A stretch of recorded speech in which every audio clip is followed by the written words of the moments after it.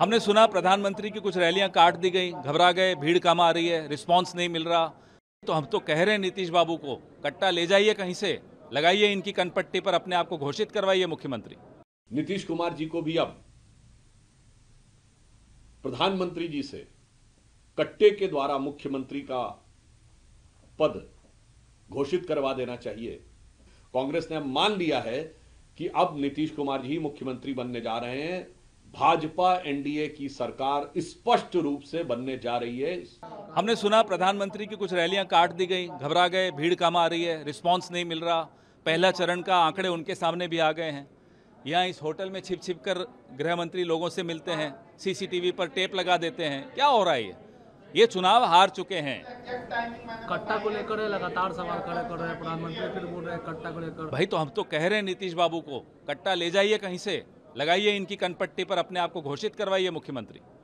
लेकिन जिस तरीके से अमित शाह जी ने कल कहा है कि तेजस्वी यादव के सबसे पसंदीदा मुख्यमंत्री स्टालिन है और उनकी पार्टियों ने बिहारियों की तुलना बीडी से की थी। अब ये वाहियात बातें गृह मंत्री इसीलिए कर रहे हैं क्योंकि खलबली मची उस खेमे में, उन्हें मालूम है हार रहे हैं। करने दीजिए, बोलने दीजिए।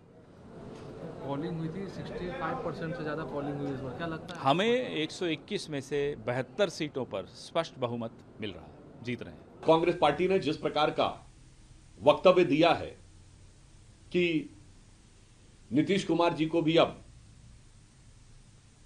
प्रधानमंत्री जी से कट्टे के द्वारा मुख्यमंत्री का पद घोषित करवा देना चाहिए।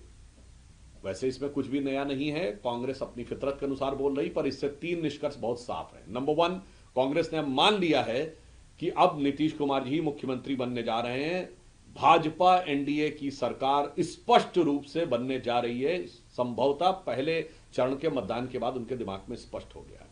दूसरी बात, पहले चुनाव से पहले एसआईआर का मुद्दा उठाना, चुनाव के दौरान इस प्रकार की कट्टे वाली बात करने का प्रयास करना दर्शाता है कि किसी भी विकास आधारित मुद्दे पर अब वो बिहार की या केंद्र की एनडीए सरकार के विरुद्ध कुछ भी बोलने का आधार उनके पास नहीं रह गया है।